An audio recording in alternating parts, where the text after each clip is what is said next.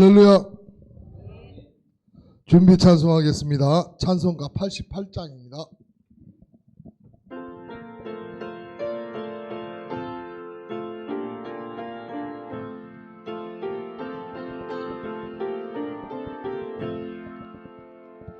내 진정 사모하는 친구가 되시는 구주 예수님은 아름다워라.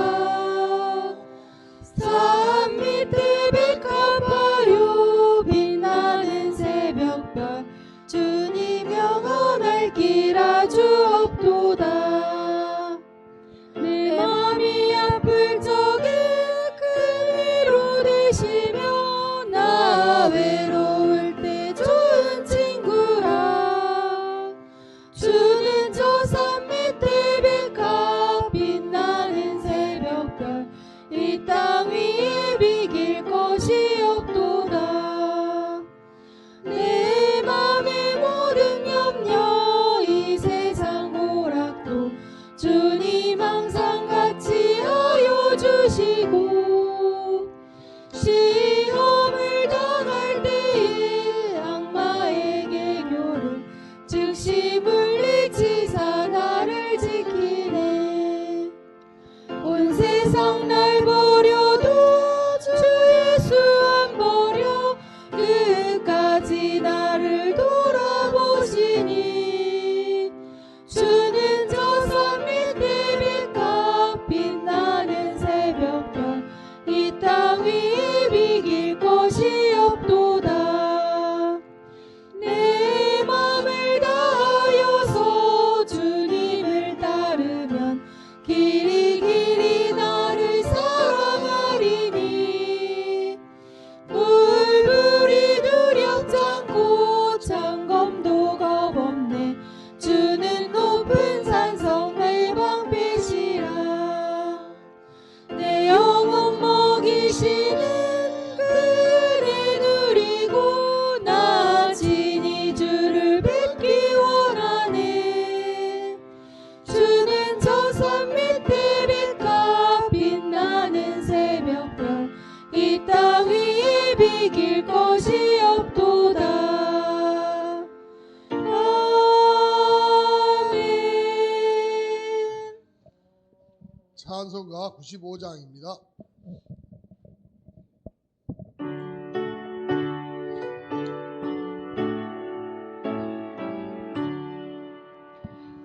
나의 기쁨 나의 소망 되시며 나의 생명이 되신 주 밤낮 불러서 찬송을 드려도 늘 하신 마음 뿐일세.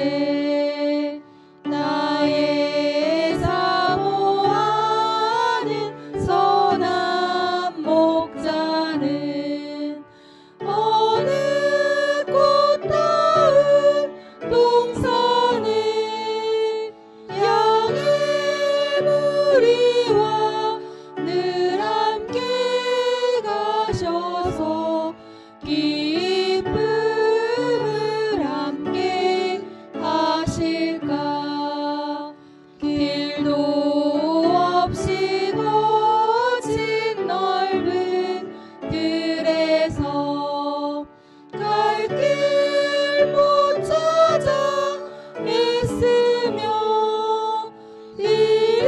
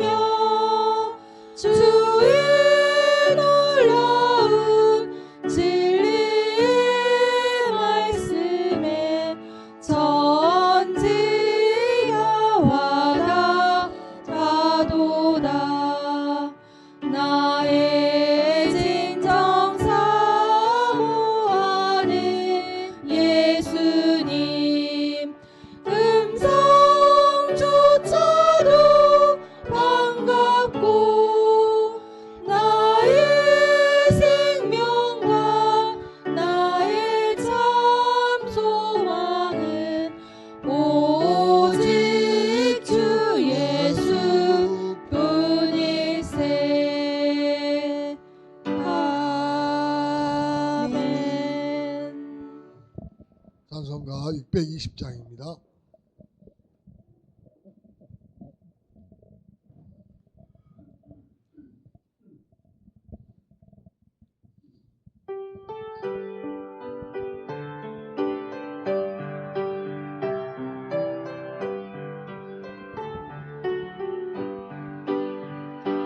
여기에 모인 우리 주의 은총 받은 자여라.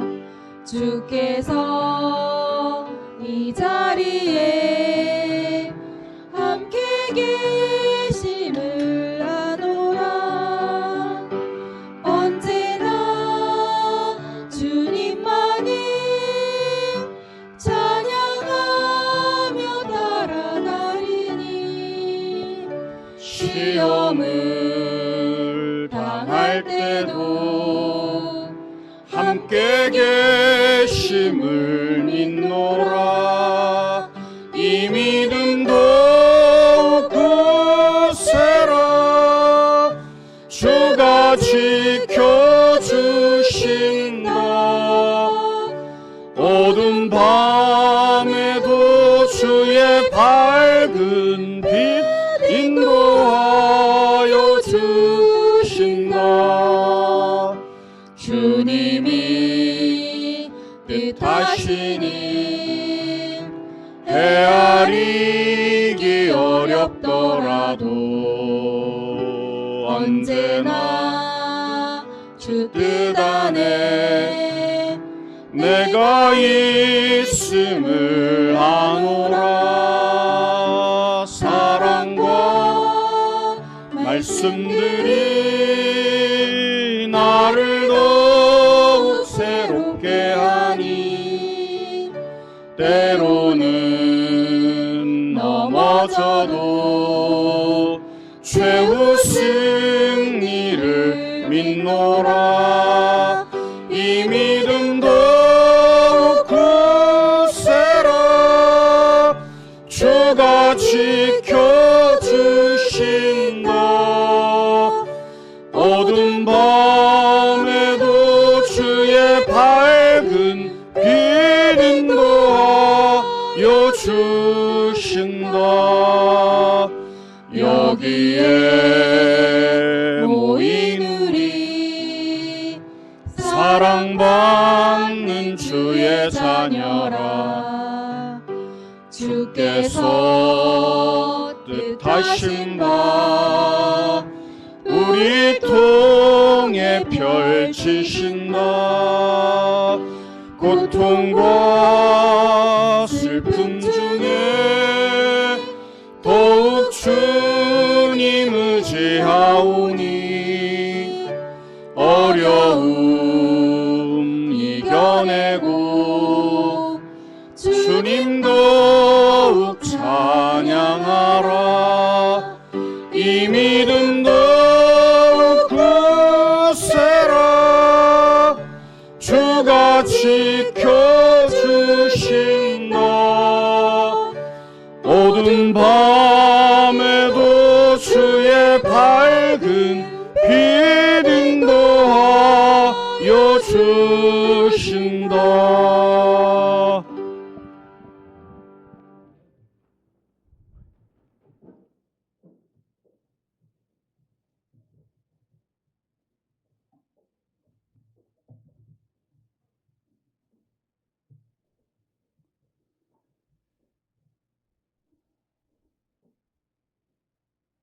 이 시간 우리 할렐루야 찬양대 찬양에 맞춰 기도하심으로 2025년 마지막 송년 주일 하나님 앞에 예배드립니다.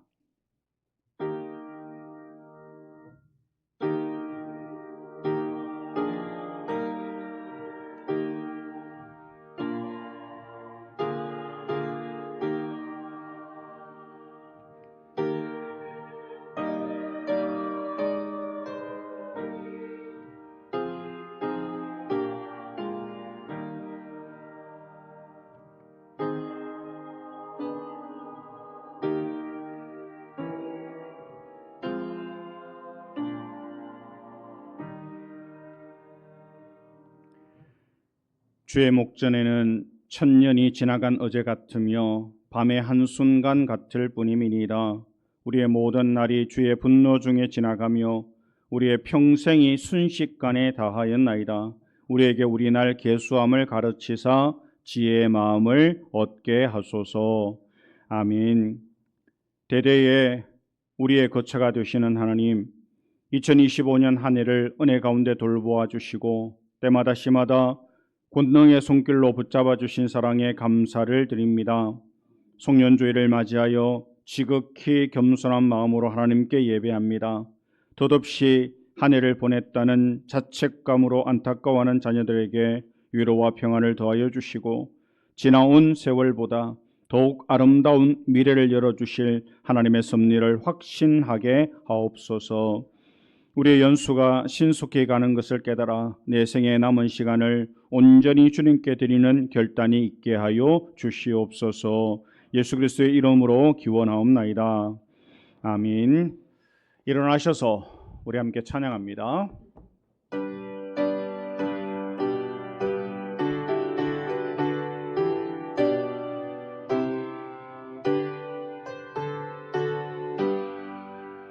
주 예수 이름 높이어 다 찬양하여라. 금멸유관을 들여서 만유의 주 찬양. 금멸유관을 들여서 만유의 주 찬양. 주 예수 당한 고난을 못 잊을 죄인아, 내 귀한 보배 바쳐서 만유의 주 찬양. 내 귀한 보배 바쳐서 만유의 주 찬양. 이 지구 위에 거하는 온 세상 사람들, 그 크신 위엄 높여서 만유의 찬양. 그 크신 위엄 높여서 만유의 주 찬양. 주 믿는 성도 다 함께 주 앞에 엎드려 무궁한 노래 불러서 만유의 주 찬양. 무궁한 노래 불러서 만유의 주 찬양. 아멘. 교동문은 64번입니다. 시편 148편을 함께 교독합니다. 할렐루야. 하늘에서 여호와를 찬양하며 높은 데서 그를 찬양할지어다.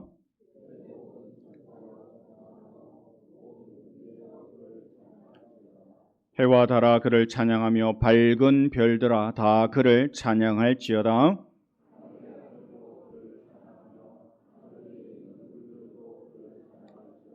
그것들이 여호와의 이름을 찬양함은 그가 명령하심으로 지음을 받았음이로다.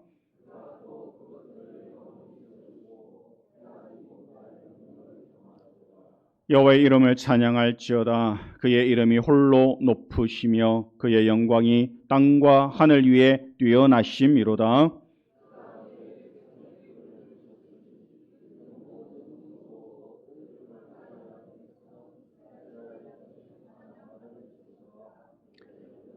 아멘. 사도신경으로 우리의 신앙을 함께 고백합니다. 나는 전능하신 아버지 하나님 천지의 창조주를 믿습니다. 나는 그의 유일하신 아들 우리 주 예수 그리스도를 믿습니다. 그는 성령으로 잉태되어 동정녀 마리아에게서 나시고 본디오 빌라도에게 고난을 받아 십자가에 못 박혀 죽으시고 장사된 지 사흘 만에 죽은 자 가운데서 다시 살아나셨으며 하늘에 오르시어 전능하신 아버지 하나님 우편에 앉아 계시다가 거기로부터 살아있는 자와 죽은 자를 심판하러 오십니다. 나는 성령을 믿으며 거룩한 공교회와 성도의 교제와 죄를 용서받는 것과 몸의 부활과 영생을 믿습니다. 아멘. 자리에 앉으셔서 우리 함께 찬양합니다.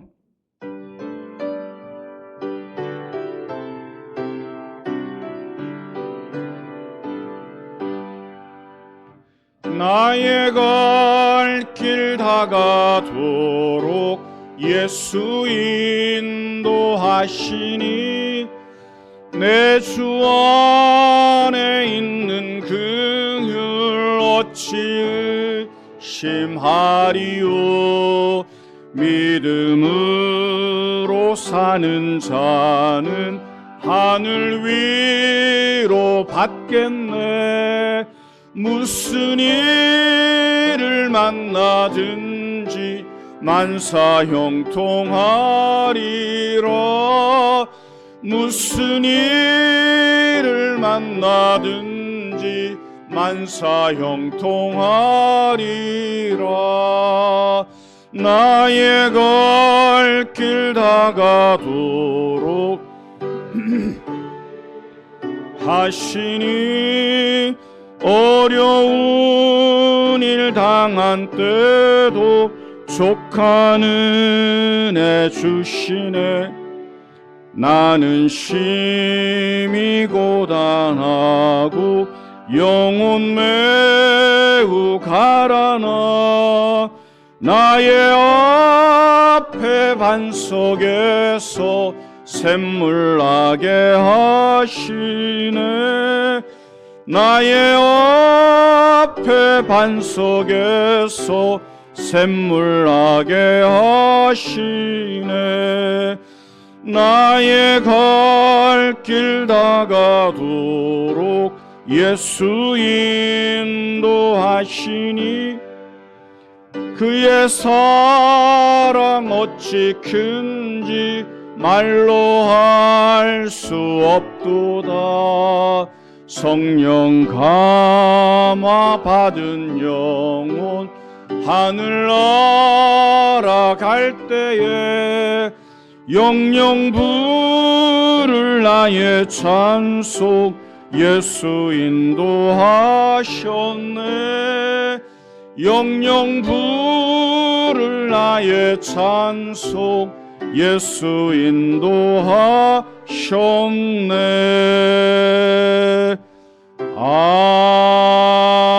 아멘. 예배를 위해서 박종만 장로님 기도 인도하시겠습니다.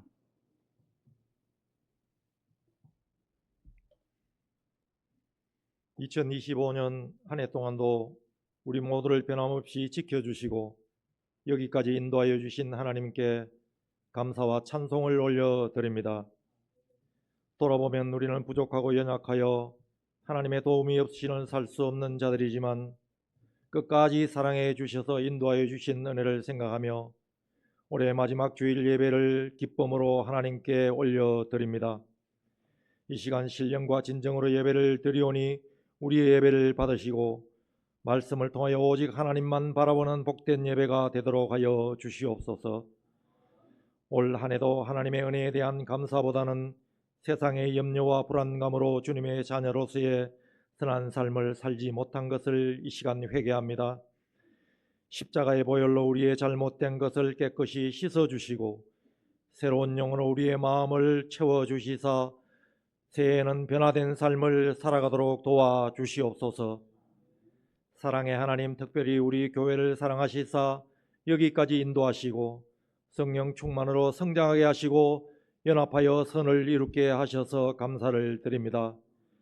새해에는 공동체에 속한 모든 성도들이 말씀에 순종하며 서로 섬기며 용서하며 선한 영향력을 행하게 도와주시옵소서. 찬양과 기도가 충만한 교회가 되어 하나님 기쁘시게 하는 교회가 되도록 도와주시옵소서. 하나님 아버지, 이 나라 이 민족을 위해서 기도드립니다. 대통령과 위정자들이 하나님을 두려워하여 국민을 사랑하고 올바른 정치로 국정을 운영하게 하시고 경제적으로도 회복되어 모든 국민들이 하나님의 은혜 가운데 평안을 누리며 행복한 삶을 살게 하여 주시옵소서. 늘 사용하시는 목사님과 목사님 가족들에게 한량없는 은혜를 주시옵소서. 섬기시는 모든 사역 가운데 은혜를 주셔서 목사님께서 기도하시는 모든 것들이 응답받는 축복을 주시고 특별히 치유와 회복의 능력을 더하여 주시옵소서.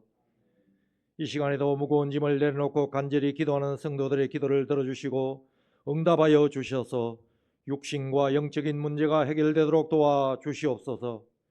질병으로부터 치유받게 하시고 경제적인 문제도 해결되어 하나님께서 주시는 참된 평안을 누리며 이 땅에서 살아가도록 축복하여 주시옵소서. 이 시간 모두가 말씀으로 오래받고 성령 충만으로 위로받기를 원합니다. 목사님께서 성령의 두루마리를 입혀 주셔서 우리에게 필요한 생명의 말씀이 전달되게 하시고 말씀을 통하여 우리 모두가 은혜받게 하여 주시옵소서. 찬양대의 찬양을 기쁘게 받으시고 여러 곳에서 예배를 돕는 섬기는 성도들에게 위로하시고 크신 축복을 내려 주시옵소서.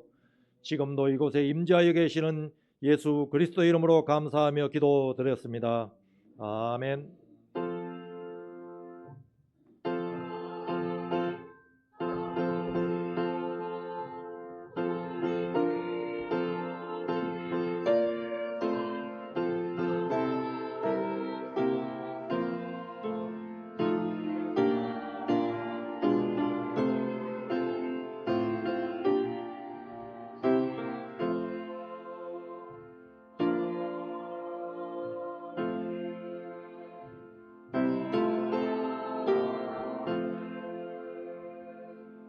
오늘 우리에게 주시는 하나님의 말씀 신약 성경 사도행전 28장입니다. 30절 31절 두 절 말씀입니다. 제가 봉독해 드립니다. 바울이 온 이태를 자기 셋집에 머물면서 자기에게 오는 사람을 다 영접하고 하나님의 나라를 전파하며 주 예수 그리스도에 관한 모든 것을 담대하게 거침없이 가르치더라. 아멘. 이 시간 우리 할렐루야 찬양대 하나님 앞에 찬양 올려드립니다.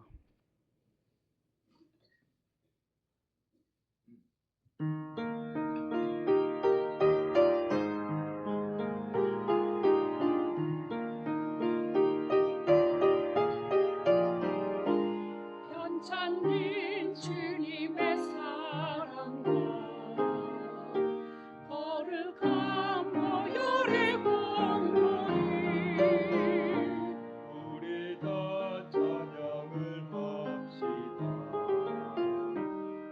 주님을 만나볼 때까지 예수는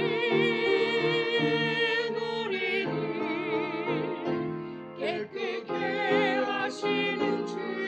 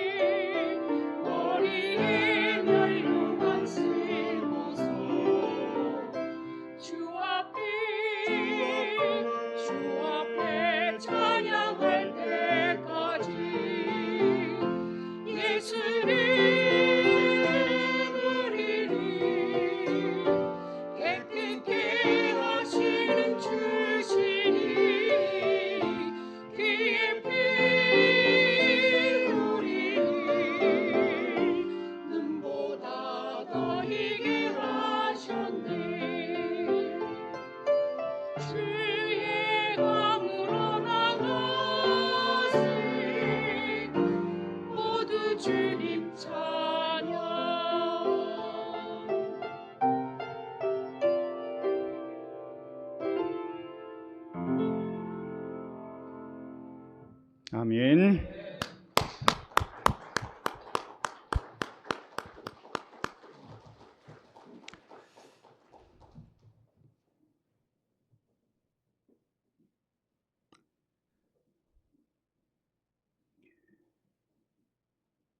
(2025년) 한 해 동안도 한없는 하나님의 은혜로 우리 성도들을 지켜주시고 또 우리 교회를 지켜주시고 지금 이 자리에 건강한 모습으로 함께 예배할 수 있도록 은혜 베풀어 주신 하나님께 감사드리고 그 큰 은혜가 다가오는 새해에도 늘 함께 하시기를 축원합니다. 우리 앞뒤 좌우에 계신 분들 우리 함께 인사 나누시겠습니다. 잘 오셨습니다. 네, 반갑습니다. 잘 오셨습니다.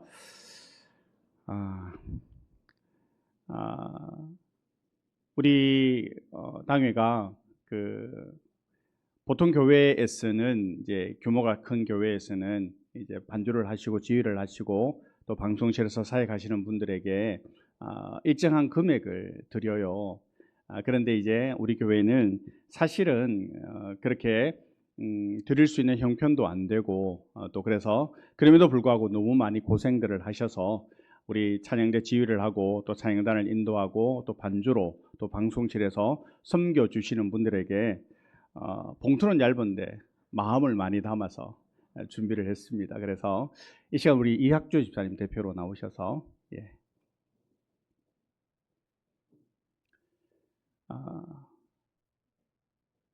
우리의 마음을 받아주시고 더 열심히 헌신해 주시면 우리 감사한 마음을 가지겠습니다.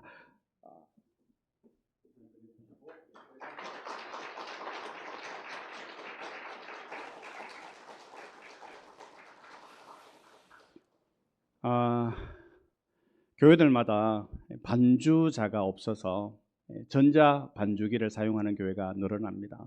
물론 큰 교회는 그렇지 않겠지만 작은 교회들마다 반주자가 되게 걱정이고 바라기는 우리 교회에 반주하시는 분들이 자라나서 우리 지난 성탄절에 바이올린도 하고 피아노도 연주했는데 무럭무럭 잘 자라서 반주자가 계속해서 생겨나는 교회가 되었으면 좋겠고 교회 여러 모양으로 헌신하고 봉사하는 성도들이 가득해서 우리 교회가 더욱더 은혜로 풍성한 교회가 되기를 소망합니다. 오늘은 2025년 마지막 송년주일입니다. 오늘 본문은 사도행전 28장의 마지막 부분입니다. 우리가 사도행전을 읽으면서 초반부에는 되게 스펙타클 하잖아요. 막 엄청난 일들이 일어나고 그런데 끝에는 사실 되게 시시해요. 영화나 드라마를 보면 막 끝으로 클라이막스를 향해 가다가 이제 해피엔딩으로 끝이 나는데 사도행전 오늘 읽었던 본문의 말씀을 보면 바울이 로마에 죄수로 잡혀가서 그곳에서 복음을 전하다가 그리고 끝이 나요. 바울이 로마의 죄수로 도착을 하죠. 로마로 오는 길은 그야말로 험난했습니다. 태풍을 만나서 죽을 뻔한 위기를 넘기고 바울이 그렇게 어렵게 로마에 도착했는데 이미 로마에는 교회가 있었죠. 바울이 로마에 있는 교인들을 위해서 이미 오래전에 편지를 써서 보냈는데 그것을 우리가 로마서라고 이야기를 하죠.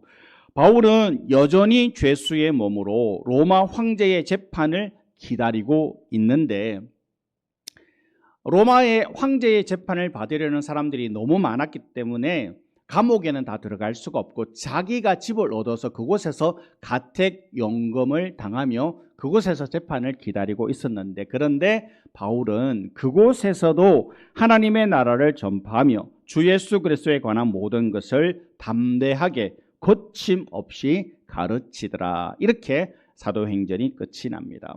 사도행전의 마지막 28장은 초반부에 비해서 참 시시하게 미미하게 끝이 나죠.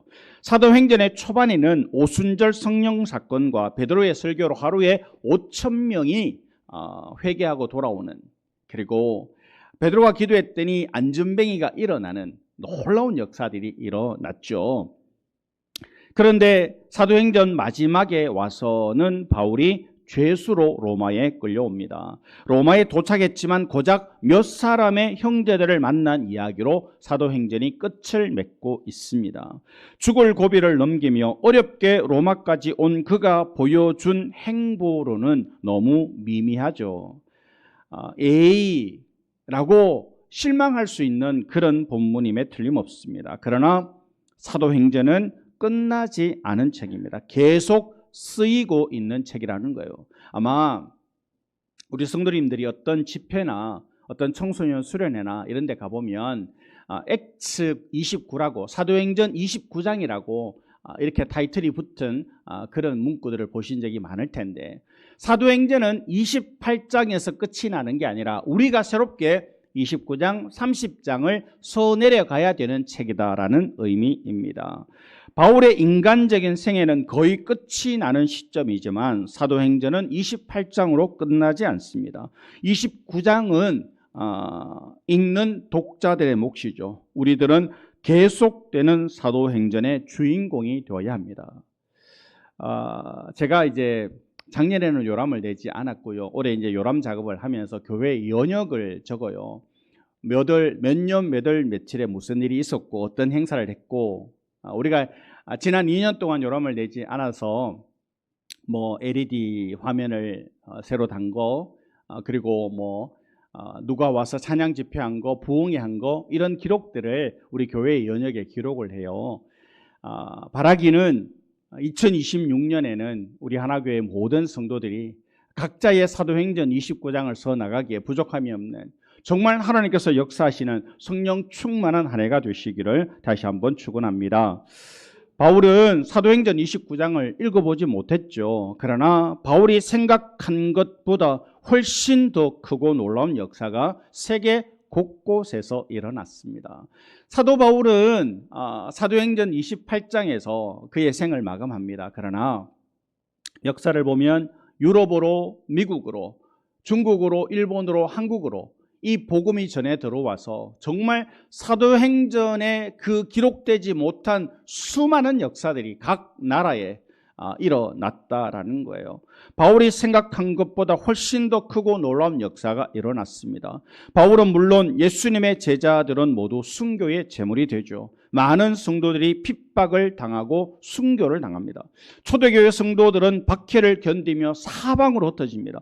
복음을 전하다가 환난을 당하고 죽어감으로 사도행전의 주역들이 되었습니다. 교회는 순교자들의 피 위에 세워진다라는 말이 있습니다. 헌신하고 순교로 죽음을 맞이하지 않는 그런 상황에서 교회는 세워지지 않았던 거죠. 역사적인 기록을 보면 바울은 AD 60년에 로마에 도착을 합니다. 60년에서 62년 사이에 감옥에 갇혀 있었고 64년에서 68년 사이에 참수를 당했다라고 추측합니다.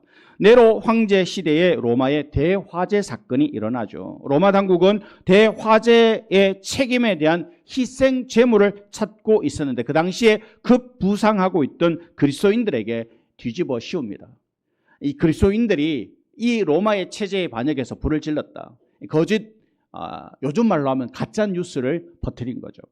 그리스도인들을 대대적으로 박해합니다. 실제로 이 방화는 네로의 소행으로 알려져 있죠. 그가 도시를 새롭게 재건하기 위해서 방화를 지시했다라는 썰이 있습니다. 실제로 화재 잔해의 연기가 멎기도 전에 네로는 궁전을 새로 건축하기 시작했습니다. 로마의 총독 빌라도에 의해서 처형을 당한 예수를 따르는 집단이 로마로 들어와 엄청난 추종자들이 생기는 것에 로마 정부는 신경을 바짝 쓰고 있었습니다. 분명히 총독 빌라도에 의해서 보고는 받았습니다. 유대의 그 작은 나라에 예수라는 사람이 일어나서 죽었는데 부활했고 그 사람들에 따르는 무리가 날로 더 많아지고 있다. 그런데 그 무리가 로마로 들어와서 로마에서 심상치 않은 그런 기운들이 일어나고 있었기 때문입니다. 네로 황제가 그리스도인들을 핍박하던 그때는 이미 그리스도인들이 상당한 부류로 부상하고 있었다는 거예요. 기존에 없던 새로운 종교단체가 세를 넓혀가니까 나라에서는 사실 신경을 안 쓸 수가 없었던 거죠. 2세기 중반까지 핍박으로 인해서 그리스도인들의 순교는 계속되었습니다.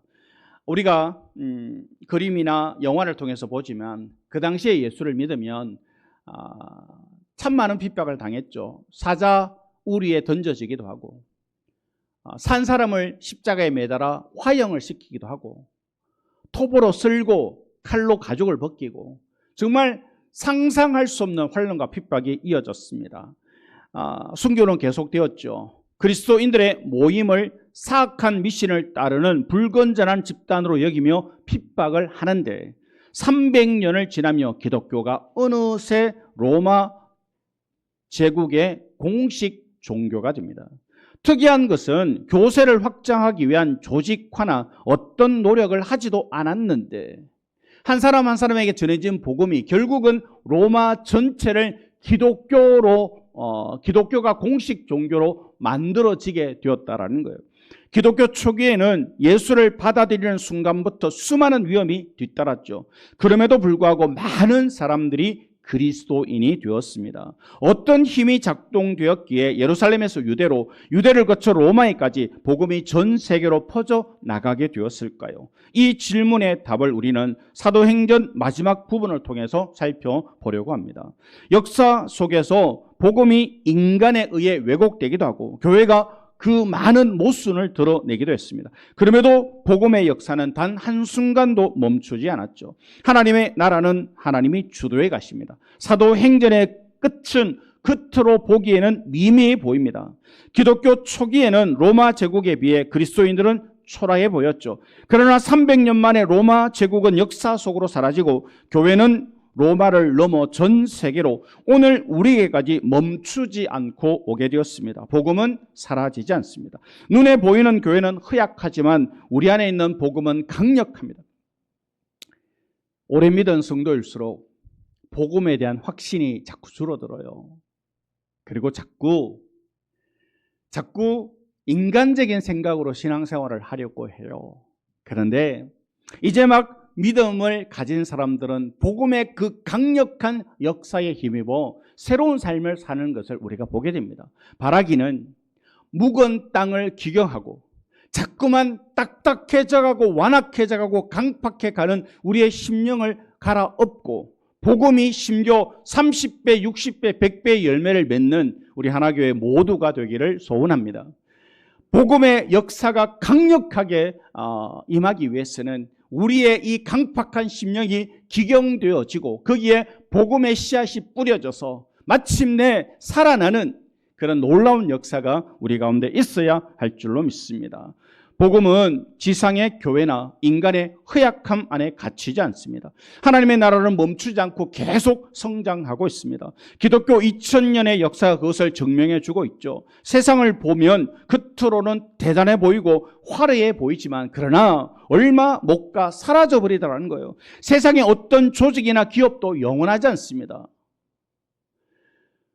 아무리 부자도 3대를 못 간다라는 말이 있는 것처럼 화려했던 문명도 어느새 사라지고 화려했던 나라도 흔적도 없이 사라져 버리는데 정말 미미하고 아무것도 아닌 것 같았던 그 복음이 아직도 세계 열방을 사로잡고 있고 복음이 전해지는 곳마다 놀라운 성령의 역사가 지금도 일어나고 있다라는 거예요. 인간이 만든 사상도 한계를 드러내죠. 그러나 하나님의 나라는 영원합니다. 2000년 역사가 무엇을 말해줍니까? 복음은 누룩의 발효와 같이 부풀어 오르죠. 밀가루를 반죽하고 그 밀가루 반죽 속에 지극히 작은 양의 누룩을 넣어서 같이 반죽하면 처음에는 반죽이 요만했는데 누룩을 넣어 같이 반죽하고 일정 시간 상온에 두게 되면 그 밀가루 반죽이 이만해지지 않습니까? 그 밀가루 반죽 속에 누룩의 힘이 작용한 것이죠. 밀가루 반죽 속에 누룩을 넣으면 부풀어 오릅니다. 누룩은 부풀어 오르게 하는 힘이 있죠. 부풀어 오를지 안 오를지 걱정할 필요가 없습니다. 시간이 되면 부풀어 오르죠. 그 힘은 내부로부터 온 것이지 바깥으로부터 온 힘이 아닙니다. 복음의 성격이 그러하다라는 거예요. 복음이 우리의 심령 속에 심기면 때가 되면 어느새 우리의 삶이 훨씬 더 이전과는 다른 비포 애프터의 놀라운 삶으로 변화되어져 있다라는 거예요.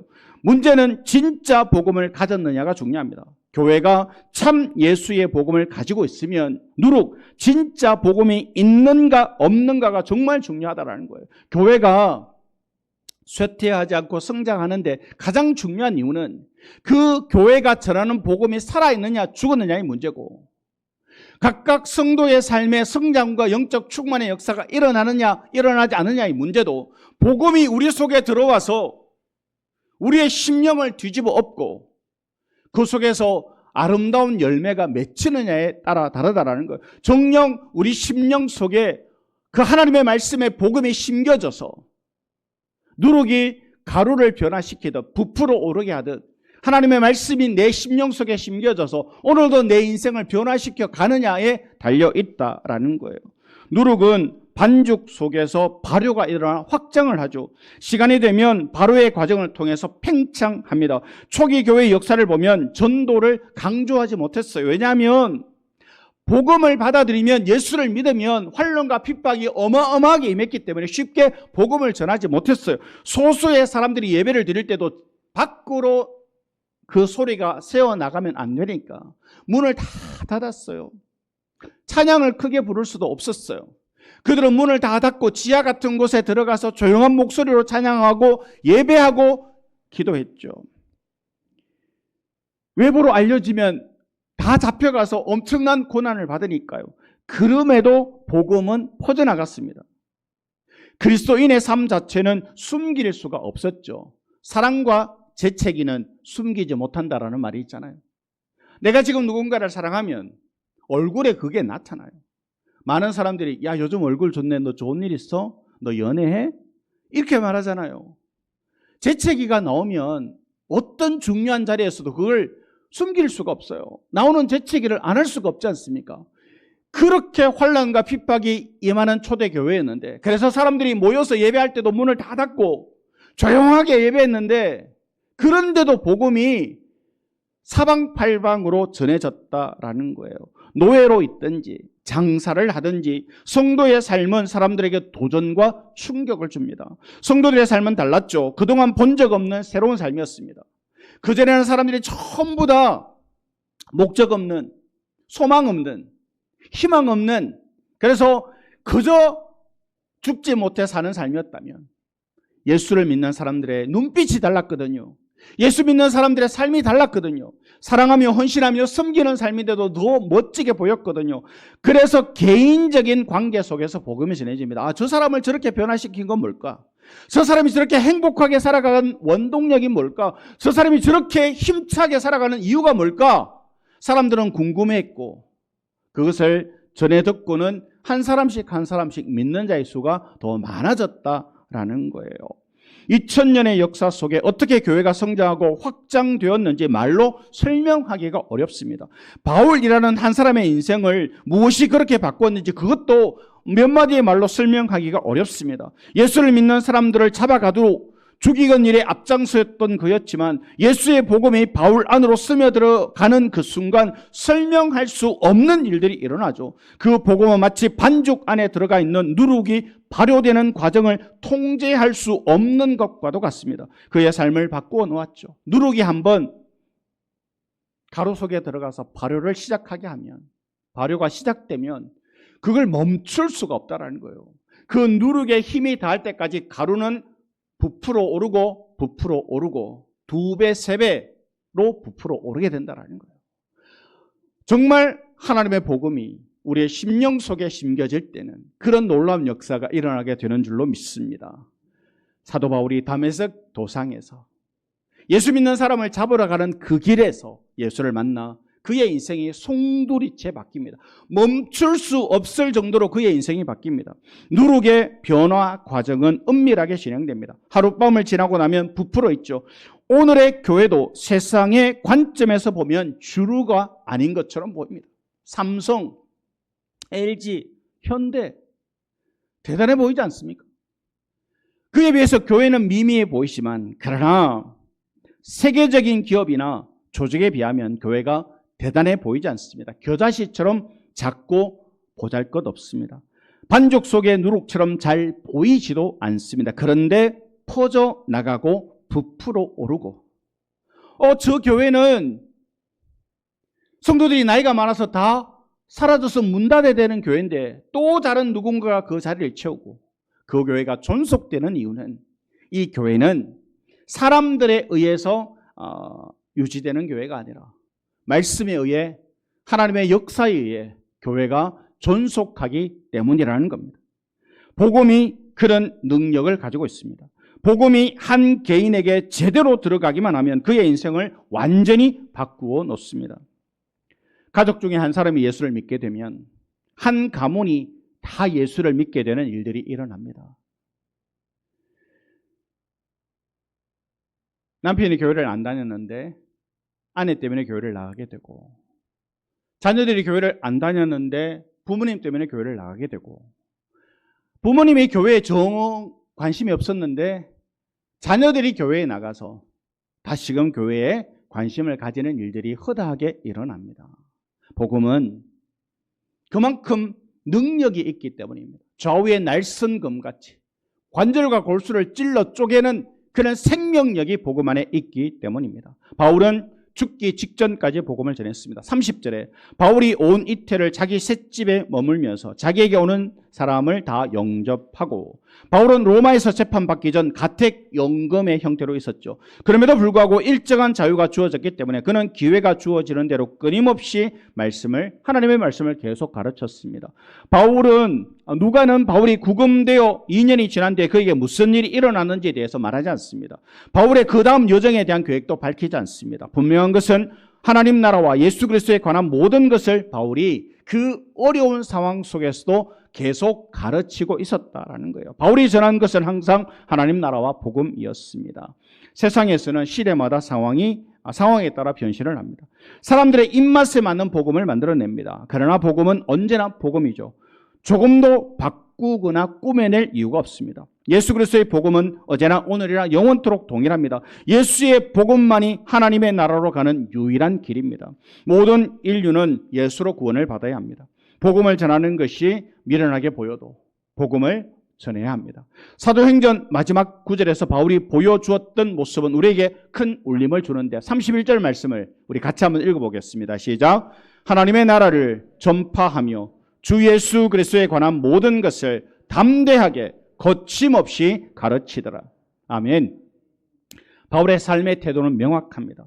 바울은 복음을 심장에 품고 있는 사람의 전형적인 모습이죠. 그는 담대하게 거침없이 가르쳤습니다. 그 시대의 정신과 사상과 문화와 저항하며 싸웠죠. 청중이 아무리 반대를 해도 꼼짝하지 않습니다. 로마의 황제 앞에서도 흔들리지 않는 복음에 대한 확신이 있었습니다. 무엇이 나로 하여금 직분을 감당하게 하고, 무엇이 나로 하여금 헌신하게 하고 충성하게 하고, 무엇이 나로 하여금 하나님께서 맡기신 사역을 감당하게 하는 그 원동력이 뭐냐라는 거예요. 다른 사람의 눈치가 아니라 내 안에 있는 복음의 영향력이라는 거예요. 하나님의 말씀이 내 안에서 지금도 살아 역사하기에 그것을 어떻게 감출 수가 없기 때문이라는 거예요. 바울은 알아요. 이제 곧 재판을 받으면 자기가 죽는다는 사실을. 그런데도 거침없이 담대하게 복음을 가르쳤다. 조금도 주눅들미 없이 끝까지 후회 없이 하나님의 사명을 감당하는 바울의 모습을 성경은 기록하고 있습니다. 오늘 우리에게까지 복음이 전해진 것은 먼저 복음을 들은 자들이 생명을 내건 담대함이 있었기 때문입니다. 목숨을 빼앗길 수 있는 위기 속에서도 바울은 복음에 대해 담대하게 가르치죠. 그 담대함으로 인하여 바울은 물론 바울 이후에 수많은 사람들이 죽임에 넘겨지게 되죠. 순교를 합니다. 우리나라에 복음이 전해지던 그 시기에도 미국이나 유럽에서 얼마든지 잘 살 수 있는 그 삶의 환경들을 다 버리고 몇 달 동안 배를 타고 우리나라에 들어와서 복음 한마디 전해보지 못하고 대동강변에서 참수를 당합니다. 그 순교자들의 피 위에 한국 교회가 세워지게 되고 복음이 전해지게 됩니다. 중국에 들어와서 중국말로 성경을 번역해서 숨겨서 들어오다가 그 책을 받은 사람이 집에 도배할 때가 됐는데 그 시절에 종이가 귀하니까 그 책을 다 이렇게 도배를 한 거 아니에요. 도배해놓고 옛날에 신문으로 도배했던 거 기억하십니까? 심심하면 앉아서 읽잖아요. 전날 무슨 일이 있었구나. 그런데 그 사람이 성경 다 붙여놓고 읽으니까 하나님의 말씀이 저거구나. 그래서 거기에 교회가 세워지게 되고, 비록 그는 한국에 들어와서 복음 한 번 전하지 못했는데 순교의 피를 흘리며 대동강에서 죽었는데 하나님의 역사는 놀랍도록 그렇게 역사했다라는 거예요. 순교의 피 없이 교회가 세워지지 않습니다. 성도들의 헌신 없이 교회가 성장하지 않습니다. 초기 기독교 역사를 보면 성도들은 핍박과 순교를 두려워하지 않았습니다. 담대한 증인의 삶이 가능한 것은 확고한 부활신앙 때문이었습니다. 바울의 태도에서 복음이 진짜라는 것을 입증하고 있습니다. 바울은 거침이 없죠. 복음의 능력이 바울의 심장에 불을 붙였습니다. 그 불을 끌 수가 없었죠. 그리스도를 위해서 생명을 바치기로 결단합니다. 담대하게 거침없이는 바울만이 아니었습니다. 수많은 성도들이 그의 바통을 이어받죠. 왜 그 사람들은 복음을 들고 순교의 자리로 갔을까? 이유는 하나입니다. 복음의 불이 그들을 가만 버려두지 않았기 때문이에요. 말씀의 은혜가 불같이 타올랐기 때문에 그 복음을 들고 죽음의 자리로 가지 않고서는 견딜 수가 없었기 때문에 그 순교자들의 피 위에 교회가 세워지게 됩니다. 사도행전에서 우리는 종말론적 시각이 필요합니다. 우리가 추구하는 것은 이 세상이 아니라 하나님의 나라입니다. 현실을 무시하라는 이야기가 아닙니다. 현실을 직시하되 현실 너머를 보는 눈을 가져야 합니다. 세상을 너무 주목하다가 하나님의 나라를 놓치는 우를 범하지 말아야 됩니다. 역사의 결론을 맺을 날이 온다라는 거예요. 살다 보면 한 달의 끝이 있고 1년의 끝이 있고 우리 인생의 끝이 있고 이 세상의 끝이 분명히 있다라는 거예요. 그냥 분주하게 바쁘게만 살면 방향을 잃어버리게 됩니다. 요즘 성도들이 가장 많이 하는 말 중에 하나가 바쁘다라는 말이고요. 피곤하다라는 말입니다. 바쁘고 피곤하게 살면 방향을 잃어버리죠. 오늘은 한 해의 마무리를 짓는 마지막 주일입니다. 시간이 어디를 향해 흘러가고 있습니까? 역사의 마지막을 향해 흘러가고 있죠. 사도행전은 단순한 과거의 기록이 목적이 아닙니다. 사도행전은 미래를 향해 있습니다. 누가는 확실하게 유대로 시작해서 로마에 이르기까지 기독교가 세계로 확장되었음을 우리에게 보여줍니다. 사도행전을 통해서 오늘의 교회가 어디로부터 시작되었는지를 알 수 있습니다. 복음은 오늘도 여전히 사람들을 그리스도 앞으로 인도하고 교회를 세워가고 있습니다. 복음은 지금도 한계를 뛰어넘고 있습니다. 사도행전은 끝이 없죠. 네버 엔딩입니다. 사도행전 속편을 우리가 계속 서 나가야 합니다. 그냥 잘 먹고 잘 살다가 죽었다. 이게 우리의 삶이 전부가 되어서는 안 됩니다. 생존의 문제에만 사로잡히면 답이 없습니다. 삶의 목적이 분명하지 않으면 인생의 피로도가 높아집니다. 내가 왜 이 일을 하는지에 대한 분명한 목적이 없으면 피곤해요. 피곤하고 힘들어도 계속 걸어가야 할 가치와 목적과 의미를 발견하면 그 길은 걸어갈 만하다라는 거예요. 바울의 전도 여행 행적을 보면 지칠 만도 하잖아요. 그러나 그 안에 있는 열정은 식지 않습니다. 그의 삶의 이유와 목적을 그는 분명히 알았기 때문입니다. 우리가 왜 지치느냐? 삶의 목적과 의미를 잘 잊어버려서 그래요. 나의 선한 싸움을 싸우고 나의 달려갈 길을 마치고 믿음을 지켰으니 이제 홀로는 나를 위하여 의의 면류관이 예비되었으므로 주곧 의로우신 재판장이 그날에 내게 주실 것이며 내게만 아니라 주의 나타나심을 사모하는 모든 자에게 도니라. 바울이 왜 그렇게 열심히 복음을 전하고 살았을까? 나는 선한 싸움을 싸우고 나의 달려갈 길을 마치고 믿음을 지켰으니 이제 홀로는 나를 위하여 의의 면류관이 예비되었다. 우리가 왜 열심히 사역합니까? 우리가 왜 열심히 하나님 앞에 헌신하고 충성합니까? 그러면 우리가 주님 앞에 가는 그날에 잘했다, 경상도 말로 욕받다, 그러면서 우리 머리 위에 의의 면류관을 얹어주실 거라는 거예요. 그거 보면서 열심히 하는 거잖아요. 누구는 의의 면류관 서는데 내 머리 위에 아무것도 없다면 얼마나 부끄러운 구원이겠습니까? 우리는 목적이 있어야 돼요. 교회를 섬기는 이유가 있어야 돼요. 열심히 헌금하고 열심히 청소하고 찬양대하고 구역을 모이고 교사하고 주방에서 밥하고 여러 가지 일들이 교회가 교회되는 일에 너무너무 중요하기에 우리는 그 일을 합니다. 누구는 하지 않아도 누군가는 그 일을 해야 교회가 교회로서의 모습을 유지할 수 있습니다. 그게 교회되게 하는 일에 내가 쓰임받는 일이 너무 기쁘잖아요. 감사하잖아요. 그래서 우리는 그 일을 하는 거예요. 사도행전은 미미하게 끝나지 않습니다. 바울의 태도는 흐트러짐이 없습니다. 증인으로서 끝까지 최선을 다합니다. 절대적인 가치, 삶의 의미와 목적의 싸움이죠. 우리는 의미 부여가 안 되면 움직일 힘이 나오지 않습니다. 삶의 목적이 분명하게 확보되지 않으면 아무리 모든 것이 갖추어져도 허무하죠. 바울은 그리스도를 만난 이후에 삶의 새로운 목적을 발견합니다. 내가 달려갈 길과 주 예수께 받은 사명 곧 하나님의 은혜의 복음을 증언하는 일을 마치려 하면은 나의 생명조차 조금 더 귀한 것으로 여기지 아니하노라. 바울이 왜 그렇게 복음에 매진하고 수도 없이 위험에 처하고 배고프고 매를 맞고 강의 위험과 강도의 위험과 자지 못함과 헐벗음과 굶주림과 왜 그러냐라는 거예요. 복음을 전하는 일을 마치려 하면은 나의 생명조차 조금 더 귀한 것으로 여기지 않는다. 내가 설령 죽을지언정 내가 복음을 전해서 누군가가 하나님을 믿게 된다면, 복음을 전해 듣고 예수를 믿게 된다면 나는 없어져도 괜찮다. 이게 바울의 인생의 목적이었거든요. 바울은 로마를 기독교화하는데 지대한 공을 세웠습니다. 종교적인 제도를 세운 게 아니죠. 유대교와 차별된 새로운 종교를 만들려고 하지도 않았습니다. 그의 관심은 오직 그리스도 예수였습니다. 바울이 자신의 틀에서 예수를 받아들인 것이 아니죠. 예수를 만난 이후 그가 가졌던 모든 생각과 틀이 깨어지고 새로운 복음이 그의 삶을 바꾸어 놓습니다. 다메섹 사건 이후 바울은 전혀 다른 사람이 됩니다. 우리는 바울이 될 수 없습니다. 그러나 바울의 사역의 그 연장선에 서 있습니다. 구원의 드라마는 지금도 현재 진행형이죠. 우리 역시 그 구원의 드라마에 초대를 받았습니다. 바울의 끝 지점에서 우리의 역할이 시작됩니다. 우리는 모두 사도행전의 독자이면서 동시에 사도행전의 기록자들입니다. 지금도 사도행전 29장은 바울 이후에 계속 수많은 사람들의 믿음의 사람들이 이어서 쓰고 있죠. 지금 세상은 말세를 향해 가고 있습니다. 내일이라도 끝이 올 수 있다라는 마음의 자세가 필요합니다. 우리는 아차하는 순간 현실의 안일함에 젖어 영적 긴장감을 놓칠 위험성이 있습니다.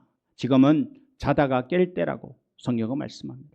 우리는 현재 주어진 상황에 일희일비하지 말아야 합니다. 너무 눈앞의 현실만 보고 살지 말아야 됩니다. 세상은 늘 혼란하고 미래는 불투명하죠. 갈수록 더 충격적인 일들이 계속 일어나게 될 것입니다. 문명의 진보가 역사의 발전을 의미하지 않습니다. 이 세상은 우리가 가져야 할 목표가 아닙니다. 우리가 가져야 할 목표는 하나님의 나라입니다. 우리 각자의 배경은 다릅니다. 그러나 목적은 한 가지입니다. 무엇을 하든지 우리의 삶의 목적은 복음을 전하는 것입니다. 우리가 만든 인생의 각본은 너무 어설픕니다. 그런데 우리의 삶을 하나님께 맡기면 하나님의 연출이 시작됩니다. 우리가 드라마를 보면서요, PD가 누구냐를 봐요. 극본, 작가가 누군지를 봐요. 되게 유명한 작가가 썼다 그러면 재밌겠다 생각하고 그 작가가 쓴 작품을 어떤 PD가 연출했는지에 따라서 그 드라마나 영화의 퀄리티가 완전히 달라집니다. 우리의 인생을 하나님이 연출하시도록 순종하면 우리의 인생이 달라지는 줄로 믿습니다. 우리가 인생의 주인공이지만 하나님의 연출에 순종할 때 상상할 수 없는 놀라운 역사가 일어나게 되는 줄로 믿습니다. 하나님의 간섭하심을 이전보다 훨씬 더 강력하게 경험하게 될 것입니다. 초기 기독교와 지금은 많이 다릅니다. 지금은 초기 기독교 시대처럼 그런 박해가 없습니다. 그러나 예수와 복음에 대해서 냉소적인 세상을 살아갑니다. 이전보다 복음을 더 받아들이지 않는 시대가 왔죠. 무관심한 사람들이 대부분이고 때로는 적대적인 사람들도 있습니다. 이 시대 속에서 우리의 신앙을 다시 한번 재확인해 보아야 합니다. 초대교회로 돌아가자는 말은 초대교회 제도나 시스템으로 돌아가자는 말이 아니라 초대교회 신앙을 회복하자라는 말이죠. 우리는 신앙의 원형을 초대교회에서 찾아야 합니다. 사도행전은 미완성된 책으로 끝이 나지만 하나님이 오늘 우리들을 통해서 완성하실 것입니다. 사도행전은 성령 행전입니다. 사람이 많이 모였다 역사가 일어나는 것 아닙니다. 진짜냐 가짜냐의 싸움입니다. 성령 충만한 한 사람이면 충분합니다. 돈이 많다고 큰일을 할 수 있는 것도 아닙니다. 성령의 불이 임해야 합니다. 초대교회의 시작은 성령과 함께 시작되었습니다. 성령이 사람을 일으키시고 성령이 생명을 건 증인이 되게 하시고 성령이 꿈꾸게 하시죠. 성령이 교회를 세우게 하시고 성령이 부흥을 일으키시고 성령이 새 시대를 열어갑니다. 바라기는 우리 성도들 심령 속에 성령의 충만함이 우리 하나교회 모든 예배 시간마다 성령의 충만한 역사가 그래서 새로운 역사를 이루어가는 새해가 되기를 소원합니다. 사도행전의 교회는 계속 흩어지는 공동체였습니다. 교회는 세상으로부터 도피한 곳이 아니죠. 세상을 향해 흩어져야 합니다. 예수님은 당시 유대 종교를 허물어 버리셨죠. 제도화되고 형식주의로 가득하여 생명력을 잃어버린 화석화된 기존의 체계를 하나님 나라의 교회로 바꾸어 놓으셨습니다. 성령에 의해 복음에 사로잡혀 복음의 운동성을 가진 교회가 되어야 합니다. 성령 충만이 없는 교회는 운동력이 없습니다. 운동력이 없는 교회는 죽은 교회입니다. 그 운동성은 하나님의 나라를 향해 속도를 낼 때 일어납니다. 2026년은 우리 교회가 40주년이 되는 해입니다. 원로 목사님과 성도들 몇 사람이 개척하고 40년이 되는 해입니다. 인생을 봐도 40년은 이제 중년이 되는 시기인데요.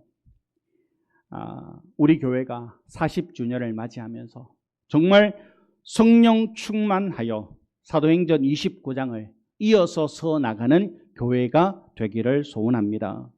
끝까지 후회 없이 담대하게 거침없이 하나님의 나라를 전했던 사도 바울의 모습이 오늘 우리의 모습이 되기를 축원합니다. 너무 일찍 다 그만두려고 하지 마세요. 바울은 죽기 직전까지 거침없이 담대하게 복음을 전했잖아요. 연말이 되면 항상 여러 가지의 사역과의 싸움이 시작됩니다. 그만할래요? 안 할래요? 다른 사람 찾아보세요. 그러지 마세요. 주님이 나에게 생명 주시는 동안 열심히 거침없이 담대하게 끝까지 후회 없이 우리가 주님 앞에 섰는데 뭐 하다 왔어? 라고 물으면 예 주님 끝까지 후회 없이 거침없이 담대하게 주의 일 하다가 왔습니다 해야지. 은퇴하고 놀다 왔어요. 할 수 없잖아요. 왜 자꾸 내려놓으시려고 하세요? 더 하시려고 붙잡으셔야지. 끝까지 후회 없이.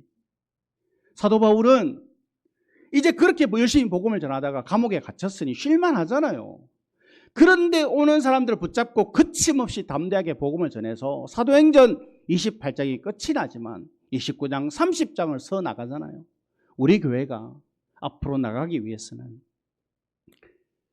수만 가지 이유를 대고 그만하고 이제는 하기 싫다 이게 아니라 내게 생명이 있는 한 끝까지 거침없이 후회 없이 담대하게 그렇게 주의 사역을 감당하다가 주님 부르시는 그날에 잘했다 칭찬받는 우리 하나님의 모든 성도 되시기를 말씀 의지하여 축원합니다.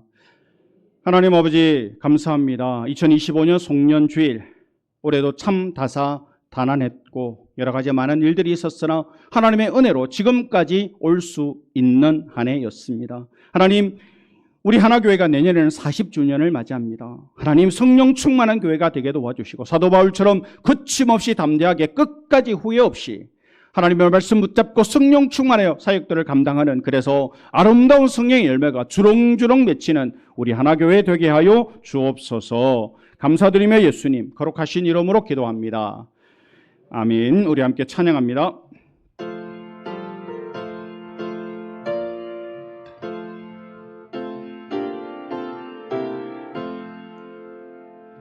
어두운 밤 쉬되리니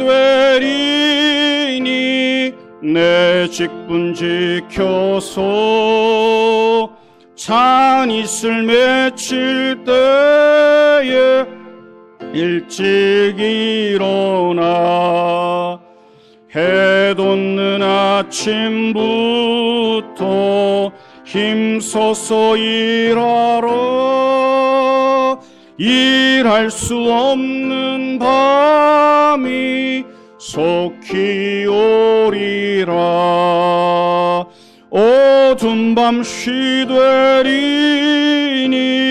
내 직분 지켜서 일할 때 일하면서 놀지 말아라. 낮에는 수고하나 쉴 때도 오겠네. 일할 수 없는 밤이 속히 오리라.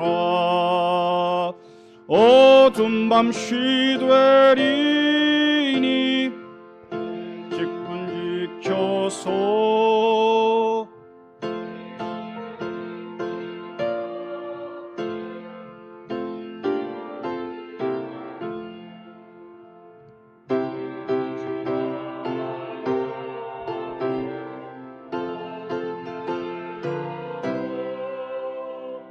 할 수만 있는 대로 힘써 일하라. 아멘. 드린 예물 위해서 함께 기도드립니다. 각자 뿌린 대로 거두게 하시는 하나님 아버지, 25년 한 해 동안 부족함 없는 보살핌 가운데 살아온 은혜와 사랑에 감사를 드립니다. 많이 뿌리지 못했는데 풍성한 것을 얻게 하신 그 하나님의 사랑을 생각하며 감사함으로 11조와 감사, 선교와 건축과 주일 헌금으로 드립니다. 이 예물이 천하보다 귀한 한 영혼을 살리고 구원하는 일에 쓰임받게 하옵소서. 교회 여러 장소에서 서로 다른 모습으로 활동하고 봉사한 손과 발이 있습니다. 하나님께서 기억하여 주시고 칭찬받는 성도 되게 하옵소서. 오늘도 보이는 곳에서 보이지 않는 곳에서 온 마음 다해 예배를 섬기는 모든 성도들의 삶에 축복의 통로를 활짝 열어 주시옵소서. 만복의 근원이 되시는 예수님의 이름으로 축복하며 기도하옵나이다. 아멘.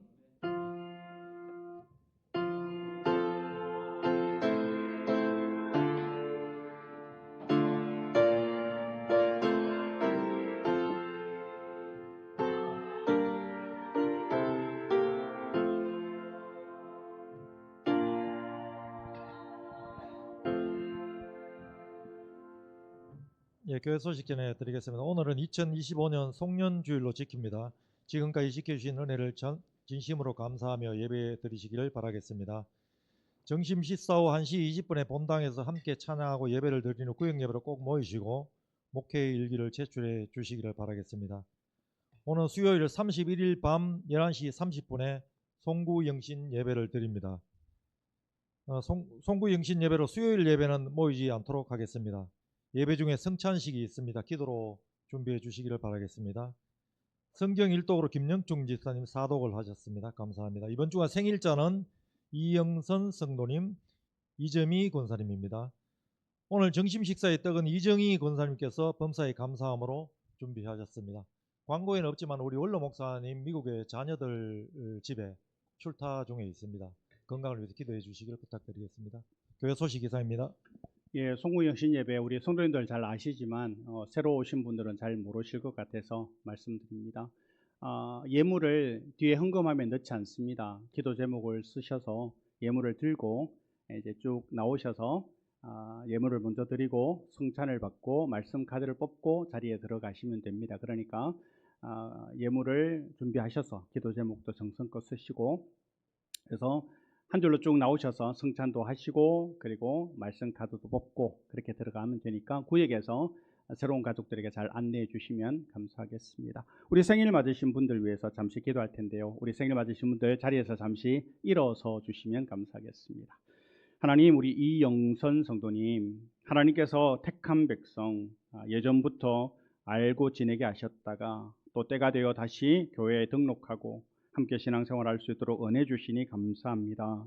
우리 성도님을 통해서 그의 가정이 하나님을 믿는 아름다운 가정 되게 도와주시고 예수의 복음이 그의 삶을 송두리째 변화시키는 놀라운 은혜가 있게 하여 주옵소서. 생일을 맞으셨으니 더욱더 건강의 복을 주시옵소서. 이재미 권사님 25일 생일을 맞으셨습니다. 여러 가지 일들을 감당하고 또 직장에서 가정에서 해야 될 일들이 참 많습니다. 영육간에 강건의 복 주셔서 그 모든 일을 하고도 남는 은혜를 허락하여 주시고, 생일을 맞으셨는데 더 강건하여 주 앞에 귀하게 쓰임받는 종으로 복을 더하여 주시옵소서. 생일을 맞은 모든 성도들이 하나님께서 주시는 은혜가 충만키를 원하옵고 예수님 거룩하신 이름으로 기도합니다. 아멘. 우리 박수로 축하드리겠습니다. 감사합니다.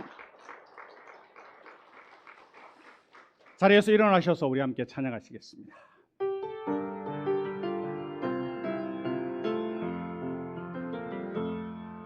오늘 이곳에 계신 성령님, 우리에게 말씀하시고 우리를 가르치소서. 닫힌 우리 맘 열어주시고 주의 빛으로 밝혀 우리를 인도하소서. 주님보다 앞서지 않고 겸손하게 주님의 말씀 기다리니 주님 손에 우릴 드립니다. 사랑으로 인도하소서. 주님보다 앞서지 않고 겸손하게 주님의 말씀 기다리니 주님 손에 우리를 드립니다. 사랑으로 인도하소서.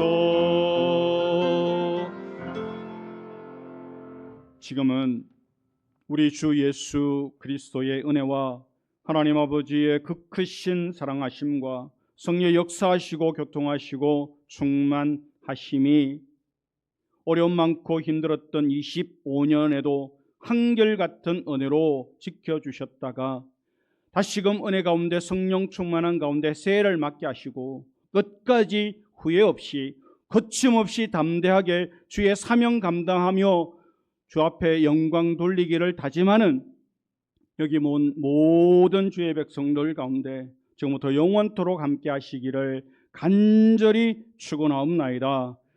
아멘.